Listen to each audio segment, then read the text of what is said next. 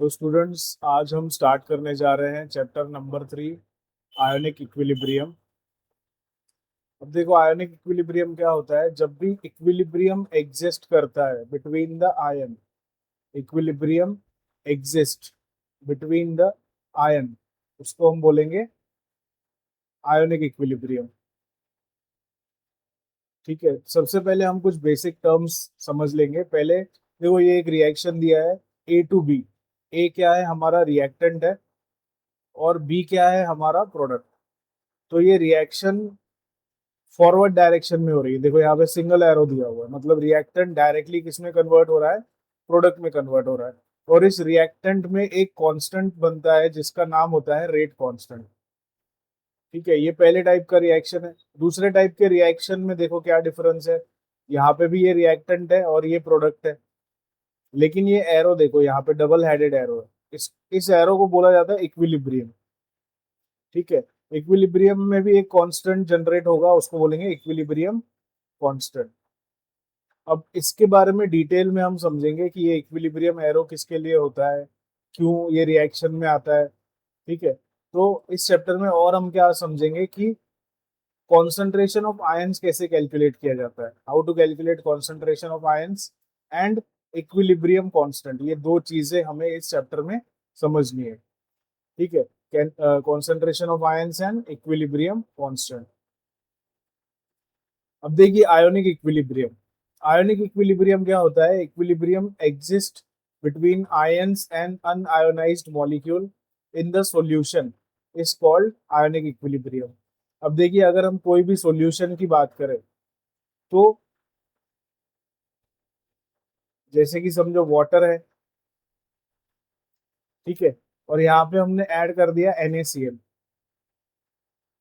तो NaCl और water, ये मिलके क्या बन गया? सॉल्यूशन बन गया। अब हमें पता है जो NaCl है वो वाटर में जाने के बाद डिसोसिएट हो जाएगा Na प्लस और Cl माइनस आयंस में। ठीक है, तो अनआयोनाइज्ड मॉलिक्यूल क्या था? पहले हमारे पास NaCl था। वाटर में जाने के बाद ये किस में डिसोसिएट हुआ? Na प्लस और Cl माइनस में।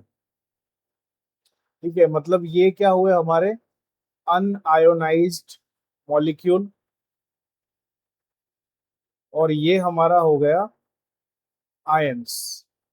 ठीक है, ये positive ion Na positive ion और ये नेगेटिव आयन। ठीक है, अब इन दोनों के बीच में इक्विलिब्रियम एग्जिस्ट करता है, मतलब ये रिएक्शन रिवर्स भी हो सकती है। इसीलिए इसको क्या बोलेंगे? ये साइन को इक्विलिब्रियम बोला जाता है। ये ऊपर वाला एरो जो होता है ये फॉरवर्ड रिएक्शन के लिए होता है, और ये जो नीचे वाला हाफ हेडेड एरो होता है ये बैकवर्ड रिएक्शन के लिए होता है। ठीक है, और इस इक्विलिब्रियम को क्या बोलेंगे हम? आयोनिक इक्विलिब्रियम, क्योंकि ये किसके बीच में एग्जिस्ट कर रहा है? Between the ions. अब अगला डेफिनेशन है सब्सटेंस या फिर इलेक्ट्रोलाइट का। अब इलेक्ट्रोलाइट क्या होता है? इलेक्ट्रोलाइट मतलब जो पानी में जाने के बाद आयोनाइज हो सकता है, उसको हम बोलते हैं इलेक्ट्रोलाइट। Strong electrolyte. अब एक तो होता है जो आयोनाइज हो जाए, उसको हम बोलेंगे इलेक्ट्रोलाइट, और जो आयोनाइज नहीं हो उसको हम बोलेंगे नॉन इलेक्ट्रोलाइट। ठीक है, अब यहाँ पे डायरेक्टली फर्दर क्लासिफिकेशन किया गया है इलेक्ट्रोलाइट का, स्ट्रॉन्ग इलेक्ट्रोलाइट और वीक इलेक्ट्रोलाइट। अब स्ट्रॉन्ग इलेक्ट्रोलाइट का मतलब ये होता है कि जो कंप्लीटली आयोनाइज हो जाए। ठीक है, अभी जैसे एक एग्जांपल हम ले, कोई भी स्ट्रॉन्ग एसिड। स्ट्रॉन्ग एसिड कौन सा होता है? For example H2SO4। ये कंप्लीटली आयोनाइज हो जाएगा। अगर कंप्लीट आयोनाइज हो जाएगा तो हम क्या करेंगे? फॉरवर्ड एरो से शो करेंगे, 2H plus plus SO4 2 minus. इस तरह से ये कंप्लीट आयोनाइजेशन हो गया स्ट्रॉन्ग एसिड का। ठीक है, तो जो कंप्लीटली आयोनाइज हो जाए उसको हम बोलेंगे स्ट्रॉन्ग इलेक्ट्रोलाइट। ठीक है, the electrolyte which ionizes completely in aqueous solution are called as strong electrolyte. इसका एग्जांपल है स्ट्रॉन्ग एसिड और स्ट्रॉन्ग बेस। अब वीक इलेक्ट्रोलाइट क्या होता है? जो कि कंप्लीटली आयोनाइज नहीं होगा या फिर कंप्लीटली डिसोसिएट नहीं होगा। फॉर एग्जांपल अगर हम वीक एसिड ले, CH3COO minus COOH, acetic acid, ये एक वीक एसिड है। अगर मैं इसका डिसोसिएशन करता हूँ तो ये कंप्लीट डिसोसिएशन नहीं होगा, तो इसीलिए इसको हम इस तरह के एरो से शो करेंगे। ठीक है, अगर कंप्लीटली डिसोसिएट हो रहा है तो फॉरवर्ड एरो से शो करेंगे, अगर कंप्लीट डिसोसिएशन नहीं हो रहा है तो इक्विलिब्रियम वाले एरो से हम उसको शो करेंगे, CH3 COO माइनस और H+। ठीक है, तो सिंपल है, स्ट्रॉन्ग इलेक्ट्रोलाइट मतलब जिसका इजीली डिसोसिएशन, कंप्लीट डिसोसिएशन होता है, वीक मतलब जिसका कंप्लीट डिसोसिएशन नहीं होता है। अब अगला पॉइंट है degree of dissociation. Degree of dissociation को डिनोट करते हैं अल्फा से। ठीक है, इसका डेफिनेशन क्या है, ratio of number of moles dissociated divided by total number of moles of electrolyte. अब जैसे फॉर एग्जांपल NaCl है, ये सिर्फ मैं एग्जांपल के तौर पे बता रहा हूँ, NaCl डिसोसिएट होगा Na प्लस और Cl माइनस में। तो पहले कितना था, 1 मोल था, डिसोसिएट हुआ तो Na का 1 मोल, Cl का 1 मोल, यहाँ पे बन गए 2 मोल और यहाँ पे बना 1 मोल। तो अल्फा क्या होगा, number of moles dissociated, dissociated होने के बाद कितने आए, 2, और total number of moles of electrolyte, electrolyte के कितने मोल्स है, 1, तो ये कितना आएगा, 2/1 इज इक्वल टू 2। तो ये अल्फा क्या, इसे कहा क्या बोला जाता है, डिग्री ऑफ डिसोसिएशन। अब परसेंटेज डिसोसिएशन क्या होता है, जैसे अल्फा परसेंटेज, अगर अल्फा की वैल्यू परसेंटेज में दी है, ठीक है, मतलब फॉर एग्जांपल ये दिया है 0.05%, अगर हमको अल्फा फाइंड आउट करना है तो हम क्या करेंगे, 0.05 इंटू 100। ठीक है, इसको बोलेंगे हम, सॉरी, अगर अल्फा की वैल्यू दी हुई है 0.05 और हमको अल्फा परसेंटेज निकालना है तो हम क्या करेंगे, उसको सिंपली मल्टीप्लाई कर देंगे 100 से, जिसका आंसर क्या आएगा, 5%। For solving numerical generally we use alpha for calculation and not percentage alpha. ठीक है, कैलकुलेशन के लिए हमको अल्फा की जरूरत होती है, ना कि परसेंटेज अल्फा की। अब देखो अलग अलग टाइप के थेरीज है एसिड और बेस को डिफाइन करने के लिए। मेन 3 थेरीज कौन से, Arrhenius theory, Bronsted Lowry theory और लेविस थेरी। इन तीनों थेरीज को हम पढ़ेंगे। पहला वाला जो है अरेनियस थेरी, इसके हिसाब से एसिड क्या होता है, एसिड ऐसा सब्सटेंस होता है जो कि H+ आयन जनरेट करता है एक्वियस सॉल्यूशन में, जैसे HCl। इसको मैंने अगर एक्वियस सॉल्यूशन में डाला, इसका डिसोसिएशन हो गया किसमें, H+ और Cl- आयन में। अब अगर H+ बन रहा है तो ये क्या हो जाएगा, एसिड। उसी तरह बेस क्या होगा, बेस वो होगा जिसके डिसोसिएशन पे OH- आयन जनरेट हो। ठीक है, अगर H+ जनरेट हो रहा है तो वो होगा एसिड, OH- जनरेट हुआ तो वो क्या होगा, बेस। जैसे कि NaOH है, NaOH का डिसोसिएशन अगर होता है तो क्या बनता है, Na+ और OH- आयन। तो OH- आयन बन रहा है तो ये क्या हो जाएगा, बेस। ठीक है, very simple theory, Arrhenius theory. जब भी H+ आयन जनरेट हो रहा है तो उसको हम बोलेंगे एसिड, और जब भी OH- आयन जनरेट हो रहा है एक्वियस सॉल्यूशन में तो उसको हम क्या बोलेंगे, बेस। Bronsted Lowry theory. ठीक है, सेकेंड थ्योरी क्या है, एसिड क्या होता है, substance which donate H+ ion to another substance. मतलब ऐसी कोई चीज जो H+ आयन डोनेट कर रही है किसी दूसरे सब्सटेंस को, तो उसको हम क्या बोलेंगे, एसिड। और ऐसी कोई चीज जो H+ आयन को एक्सेप्ट कर रही है दूसरे सब्सटेंस से, तो उसको हम क्या बोलेंगे, बेस। अभी देखो बहुत अच्छा एग्जांपल दिया है, HCl प्लस NH3। ये क्या दे रहा है, देखो अब इनमें से बेस कौन सा होगा, एसिड कौन सा होगा, कैसे पता करेंगे हम। अब देखिए यहाँ पे HCl है, HCl का क्या बन गया, Cl- आयन बन गया, मतलब H+ चला गया, इसने H+ को डोनेट किया है। H+ डोनेट करने वाला क्या होता है, एसिड। अब यहाँ पे पहले NH3 था, रिएक्शन के बाद क्या हो गया, NH4+, एक H+ ऐड हो गया, जब इसने H+ को एक्सेप्ट किया है तो ये क्या हो जाएगा, बेस। ठीक है, जो डोनेट करे वो एसिड, जो एक्सेप्ट करे वो बेस।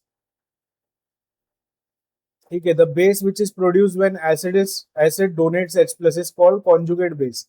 अब देखो यहाँ पे एसिड जब H+ को डोनेट कर देगा तो जो बचता है, क्या बचता है, Cl-, इसको हम क्या बोलेंगे, कॉन्जुगेट बेस। इसको हम क्या बोलेंगे, कॉन्जुगेट बेस। और बेस जब H+ आयन को एक्सेप्ट कर लेता है तो जो बनता है, क्या बना, NH4+, इसको हम क्या बोलेंगे, कॉन्जुगेट एसिड। ठीक है, मतलब एसिड से क्या बना हमारा कॉन्जुगेट बेस, और बेस से क्या बना कॉन्जुगेट एसिड। देखो यहाँ पे दिया हुआ है ये एसिड से, एसिड ने जब H प्लस आयन लूज किया, H प्लस आयन को लूज किया तो कॉन्जुगेट बेस बना। बेस ने जब H प्लस आयन को एक्सेप्ट किया तो एसिड बना है, कॉन्जुगेट एसिड। और ये लास्ट थियरी है, the species which accept the shared pair of electron. अब जो स्पीशीज इलेक्ट्रॉन पेयर को एक्सेप्ट करे उसको हम क्या बोलेंगे, एसिड। और जो इलेक्ट्रॉन पेयर को डोनेट करे, ठीक है, ये डोनेट कर देगी अगर, तो इसको हम क्या बोलेंगे, बेस। देखो ये एक एग्जांपल दिया हुआ है, BF3 बोरॉन ट्राइफ्लोराइड। अब ये इलेक्ट्रॉन डेफिशिएंट है क्योंकि इसके पास 3 बॉन्ड है, 3 बॉन्ड मतलब 6 इलेक्ट्रॉन, ऑक्टेट कंप्लीट होने के लिए 8 इलेक्ट्रॉन होने चाहिए। और यहाँ पे क्या है, NH3 मतलब अमोनिया, यहाँ पे इसके पास लोन पेयर भी है, ये क्या है, इलेक्ट्रॉन रिच हो गया। तो इसने इलेक्ट्रॉन पेयर डोनेट किया, ठीक है, तो जो डोनेट करेगा वो क्या होगा, बेस।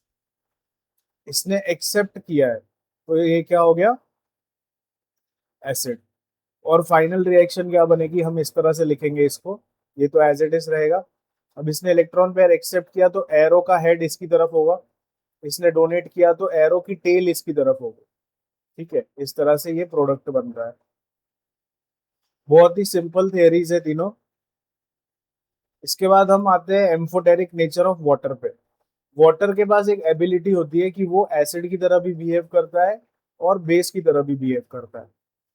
ठीक है, फिर हम क्या करेंगे, वाटर को लेंगे एक बार, वाटर को रिएक्ट कराएंगे एक बार एसिड के साथ, मतलब फॉर एग्जांपल HCl के साथ, और एक बार उसको रिएक्ट कराएंगे बेस के साथ, मतलब NH3 के साथ। अब अगर वाटर को हमने एसिड के साथ रिएक्ट करवाया तो वाटर किसकी तरह बिहेव करेगा, बेस की तरह। अगर हमने वाटर को बेस के साथ रिएक्ट कराया तो वाटर यहाँ पे किसकी तरह रिएक्ट करेगा, एसिड की तरह। ये देखो यहाँ पे एग्जांपल है, दोनों रिएक्शन में वाटर लिया है, एक बार बेस के साथ रिएक्शन, एक बार एसिड के साथ रिएक्शन। जब बेस के साथ रिएक्शन है तो वाटर एसिड की तरह बिहेव करेगा, जब एसिड के साथ रिएक्शन है तो वाटर बेस की तरह रिएक्ट करेगा।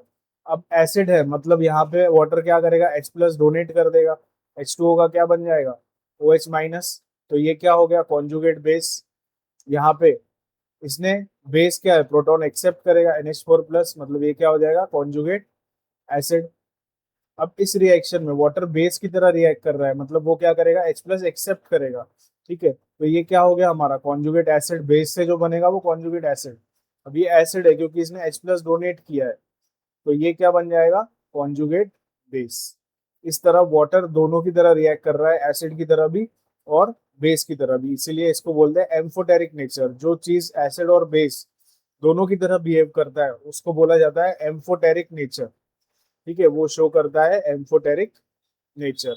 H2O act as an acid towards NH3 and base towards HCl। H2O जो है वो NH3 के साथ एसिड की तरह बिहेव कर रहा है और HCl के साथ बेस की तरह बिहेव कर रहा है, therefore H2O is एम्फोटेरिक। ठीक है, जो एसिड की तरह भी बिहेव करे और बेस की तरह भी बिहेव करे उसको बोला जाता है एम्फोटेरिक नेचर।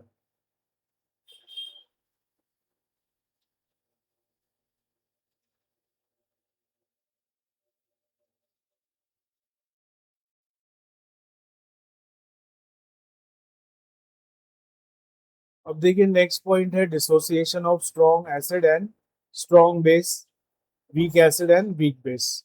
ठीक है, जब स्ट्रॉन्ग एसिड या स्ट्रॉन्ग बेस का डिसोसिएशन होगा तो उसको हम शो करेंगे फॉरवर्ड एरो से। ठीक है, और अगर वीक एसिड या वीक बेस का डिसोसिएशन हमको शो करना है तो हम क्या करेंगे, इक्विलिब्रियम वाले एरो से उसको शो करेंगे, स्ट्रॉन्ग एसिड स्ट्रॉन्ग बेस, ये वाला arrow, weak acid weak base, तो ये वाला एरो। ठीक है, क्योंकि स्ट्रॉन्ग एसिड और स्ट्रॉन्ग बेस क्या करते हैं, कंप्लीट डिसोसिएशन शो करते हैं, ये इनकम्प्लीट डिसोसिएशन शो करते हैं, इसीलिए इसको इक्विलिब्रियम एरो से शो किया जाता है। अब एग्जांपल्स दिए हुए देखो, स्ट्रॉन्ग एसिड कौन से, HCl, HNO3, H2SO4, HBr, HI। इन सब का क्या होगा, कंप्लीट डिसोसिएशन होगा। स्ट्रॉन्ग बेस NaOH KOH, इनका भी क्या होगा, कंप्लीट डिसोसिएशन होगा। तो इन दोनों को हम किससे शो करेंगे, फॉरवर्ड एरो से। ठीक है, अब आते हैं वीक एसिड। वीक एसिड कौन से, HF HCOOH CH3COOH और H2S, इनका होगा इनकम्प्लीट डिसोसिएशन। ठीक है, वीक बेस का भी इनकम्प्लीट डिसोसिएशन होगा, FeOH थ्राइस CuOH ट्वाइस। तो इसको हम किससे शो करेंगे, डबल हेडेड एरो से। यहाँ पे देखो एग्जांपल भी दिए है, स्ट्रॉन्ग है तो इसको फॉरवर्ड एरो से, इसको भी फॉरवर्ड एरो से। ये वीक है तो इसको इक्विलिब्रियम वाले एरो से। ठीक है, अब देखो कांस्टेंट अगर हमको फाइंड आउट करना है तो उसके लिए हम क्या करते हैं, प्रोडक्ट अपॉन रिएक्टेंट। ठीक है, जो भी कॉन्सेंट्रेशन दिया होगा प्रोडक्ट का, उसको हम डिवाइड करेंगे with the concentration of reactant. अब एक जनरल रिएक्शन यहाँ पे दिया है, A+B गिव C+D, ये नॉर्मल रिएक्शन है। ठीक है, और ये डिसोसिएशन वाला reaction A+B in equilibrium with C+D। अब यहाँ पे डिसोसिएशन रिएक्शन है, डिसोसिएशन किसका होगा, तो वीक एसिड और वीक बेस। अब इक्विलिब्रियम वाला एरोस जो हम शो करते हैं वो किसके लिए शो करते हैं, वीक एसिड और वीक बेस के लिए। ठीक है, वीक एसिड देखो यहाँ पे दिया हुआ है, वीक एसिड Ha, ये डिसोसिएट हो रहा है H+ और A- में। वीक बेस ये डिसोसिएट हो रहा है B+ और OH- में। अब वीक एसिड हमने इसको कैसे क्यों डिनोट किया है वीक एसिड से, क्योंकि ये डिसोसिएशन के बाद क्या दे रहा है, H+ आयन दे रहा है। ठीक है, और BOH को हमने वीक बेस से क्यों डिनोट किया है, क्योंकि ये क्या दे रहा है, OH- आयन दे रहा है। ठीक है, अभी अगर इसका कांस्टेंट फाइंड करना है फर्स्ट का, ये एसिड है तो इसका कांस्टेंट होगा A फॉर एसिड, और ये वीक बेस है तो इसका कांस्टेंट क्या होगा, KB। अब कांस्टेंट हम कैसे निकालते हैं, प्रोडक्ट अपॉन रिएक्टेंट। अब प्रोडक्ट में क्या है, H+A-, तो इन दोनों का concentration, concentration of H+ into A-, इसको किससे डिवाइड करेंगे हम, HA से। ठीक है, KB क्या होता है, KB मतलब ये कांस्टेंट किसके लिए है, बेस के लिए, तो product upon reactant. Same way OH- ion into B+, इसको डिवाइड करेंगे किससे, रिएक्टेंट से। रिएक्टेंट में क्या है, BOH। तो Ka और Kb क्या होता है, Ka होता है डिसोसिएशन कांस्टेंट ऑफ एसिड और Kb होता है डिसोसिएशन कांस्टेंट ऑफ बेस। अब देखो ये बहुत ही इंपॉर्टेंट लॉ है, ओसवाल्ड डाइल्यूशन लॉ। ठीक है, डाइल्यूशन मतलब इसमें क्या यूज करेंगे हम, लेस कॉन्सेंट्रेशन वाला सॉल्यूशन यूज करेंगे। ठीक है, ये देखिए फॉर एग्जांपल हमने ये Ha लिया है, ये क्या होता है, वीक एसिड है ना। वीक एसिड किस में डिसोसिएट हुआ, H+ और A- में।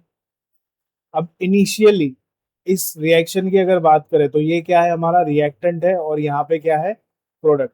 तो इनिशियली हमारे पास सिर्फ रिएक्टेंट होता है, प्रोडक्ट हमारे पास नहीं होता, प्रोडक्ट की कॉन्सेंट्रेशन 0 होती है। इसलिए रिएक्टेंट वाले साइड पे हमने लिखा है 1, प्रोडक्ट वाले साइड पे लिखा है 0 और 0, क्योंकि स्टार्टिंग में प्रोडक्ट का फॉर्मेशन नहीं होता है, उसका कॉन्सेंट्रेशन होता है 0। इसलिए 0 और 0, यहाँ पे इनिशियल मतलब 1 मोल है रिएक्टेंट का, इसलिए 1 लिखा है। अब जब रिएक्शन इक्विलिब्रियम पे पहुंचेगी, अमाउंट ऑफ इक्विलिब्रियम, तो रिएक्टेंट कुछ अमाउंट से कंज्यूम होगा। कितने अमाउंट से कंज्यूम होगा, फॉर एग्जांपल अल्फा से, तो इसको 1 माइनस अल्फा करेंगे, मतलब इतना अमाउंट से रिएक्टेंट कम हुआ है। तो जितना कम रिएक्टेंट में होगा उतना ही वो फॉर्मेशन किसमें होगा, प्रोडक्ट में। तो अल्फा से इधर फॉर्म हुआ है अल्फा और अल्फा। ठीक है, अब कॉन्सेंट्रेशन अगर हमें फाइंड करनी होती है, कॉन्सेंट्रेशन क्या होता है, अमाउंट अपॉन वॉल्यूम। ठीक है, अब अमाउंट दिया है फॉर एग्जांपल 1 - अल्फा, इसको डिवाइड करेंगे वॉल्यूम से, तो ये क्या बन जाएगा, कॉन्सेंट्रेशन। ये रिएक्टेंट का कॉन्सेंट्रेशन है। प्रोडक्ट के केस में हम क्या कैसे फाइंड करेंगे, प्रोडक्ट में दिया है, एक जगह पे दिया है अल्फा अपॉन बी, दूसरी जगह पे भी क्या दिया है, अल्फा, इसको भी डिवाइड करेंगे बी से, ये हो जाएगा प्रोडक्ट का कॉन्सेंट्रेशन। अब अगर हमें के ए फाइंड करना है तो के ए क्या होगा, प्रोडक्ट का कॉन्सेंट्रेशन, मतलब ये alpha upon V multiply by alpha upon V, ये क्या हो जाएगा, alpha square divided by V square. ठीक है, alpha square divided by V square, divide किससे करेंगे, इससे, रिएक्टेंट से, one minus alpha upon V, तो ये वी स्क्वायर से वी और ये वी कैंसिल हो गया। के ए का वैल्यू कितना आया, alpha square divided by one minus alpha into V, और वन अपॉन वी क्या होता है, वन अपॉन वी किसके इक्वल होता है, सी के इक्वल होता है। ठीक है, वन अपॉन वी सी के इक्वल होता है, कॉन्सेंट्रेशन मतलब 1 मोल दिया है तो 1 मोल डिवाइडेड बाय वॉल्यूम, ये हो गया कॉन्सेंट्रेशन, तो 1/v हम सी भी लिख सकते हैं। तो अब हमारा इक्वेशन क्या आया है, K A is equal to alpha square upon one minus alpha into V. ठीक है, तो हमने क्या देखा, 1/v को हम क्या लिख सकते हैं, सी भी लिख सकते हैं, तो के ए का वैल्यू क्या आएगा, अल्फा स्क्वायर अपॉन इंटू सी अपॉन वन माइनस अल्फा। अब यहाँ पे वीक एसिड की बात हो रही है, वीक एसिड मतलब क्या है, ये कंप्लीटली डिसोसिएट नहीं होगा, मतलब हम इसको क्या करेंगे, डाइल्यूशन लॉ है, तो फॉर डाइल्यूट सॉल्यूशन जो डिनोमिनेटर में वन माइनस अल्फा की वैल्यू दी है, डिनोमिनेटर में जो वन माइनस अल्फा की वैल्यू दी है उसको हम निग्लेक्ट कर सकते हैं। तो फाइनल फॉर्मूला क्या आएगा, K A is equal to alpha square into C, या फिर K A is equal to alpha square upon V भी लिख सकते हैं, क्योंकि सी का मतलब ही क्या होता है, 1/v। इसका दूसरा फॉर्मूला भी हम लिख सकते हैं क्या, alpha is equal to under root of K A upon C, या फिर alpha is equal to under root of K A into V. ठीक है, ये चारों फॉर्मूला सेम ही है, सिर्फ हमने 1/c की जगह पे क्या लिखा है, वी लिखा है।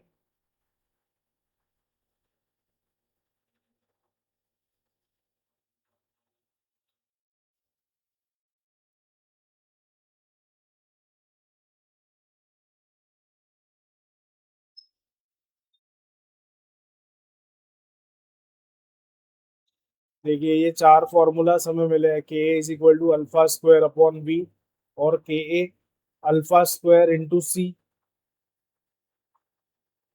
ठीक है, तो ये फॉर्मूलाज हमने ऑलरेडी डिराइव किए हैं। इसके अलावा भी अल्फा का फॉर्मूला क्या हो सकता है, concentration of H plus ion upon C, और अल्फा का ये फॉर्मूला भी हो सकता है concentration of OH minus ion upon C. H plus को हम H3O प्लस भी लिख सकते हैं। ठीक है, H प्लस और H3O प्लस सेम ही होते हैं।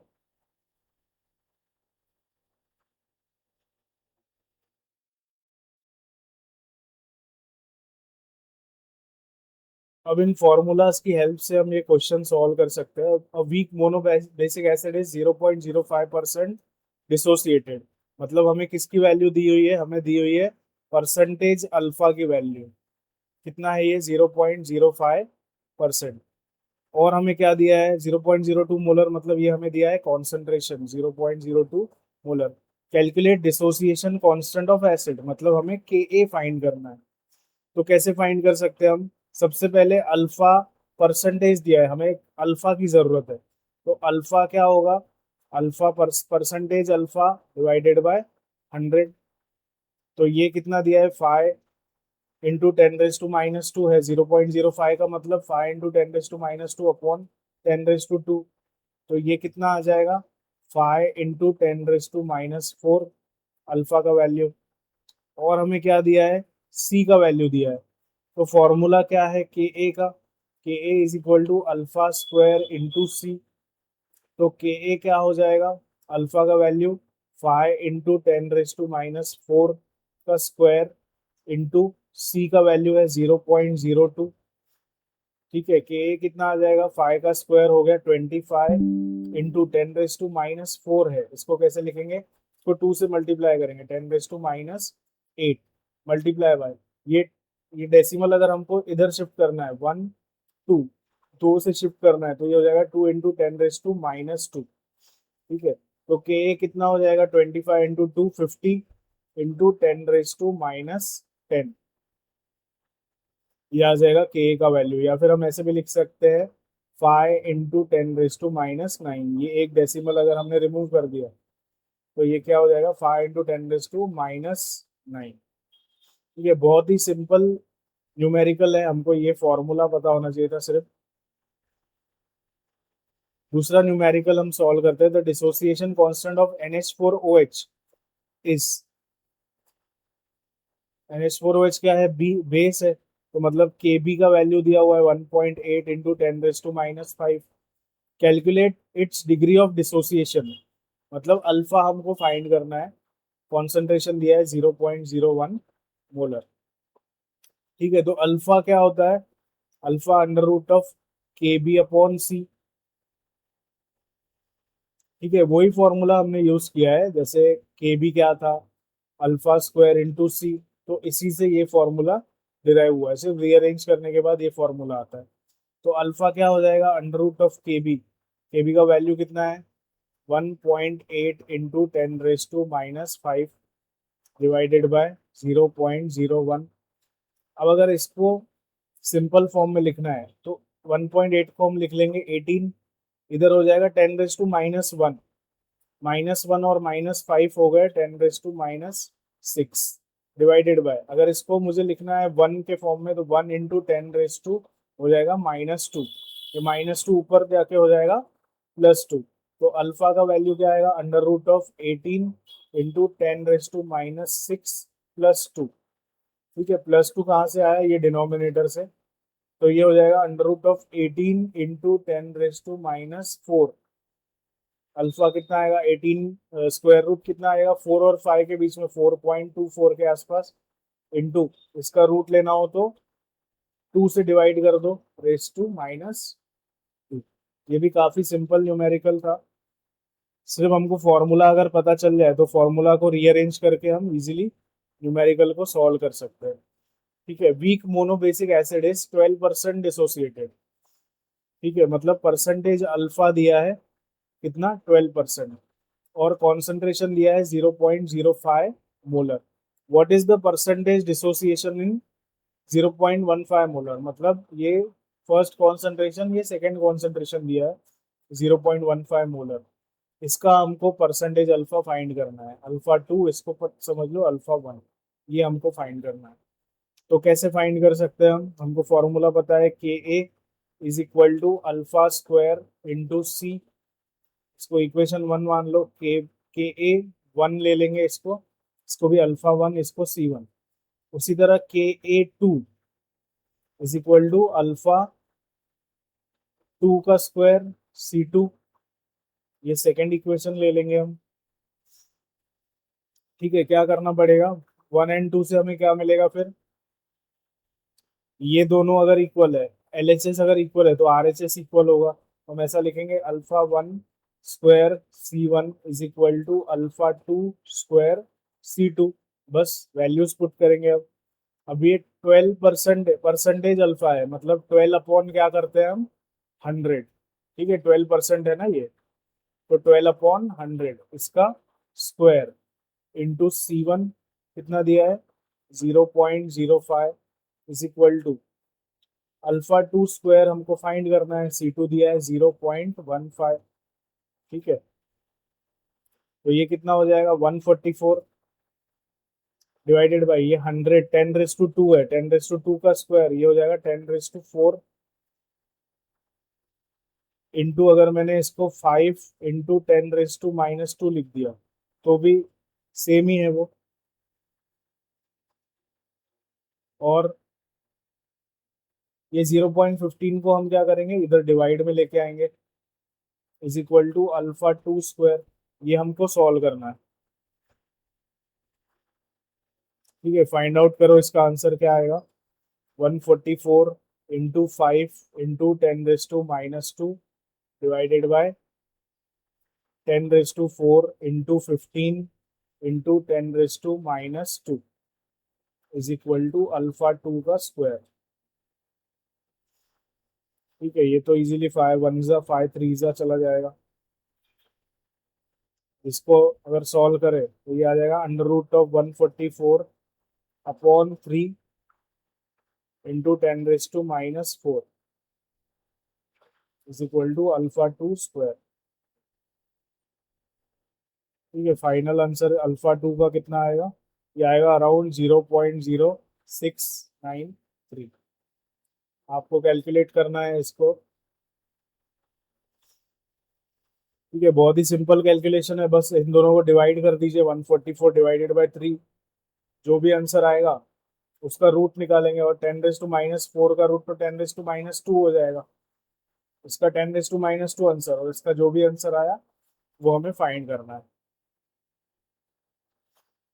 ठीक है, एक लास्ट क्वेश्चन कर लेते हैं आज के क्लास के लिए। 3.4 calculate H3O plus in 0.1 mole DM cube solution of acetic acid. अब एसिटिक एसिड कॉन्सेंट्रेशन दिया हुआ है 0.1 मोल पर DM क्यूब। ठीक है,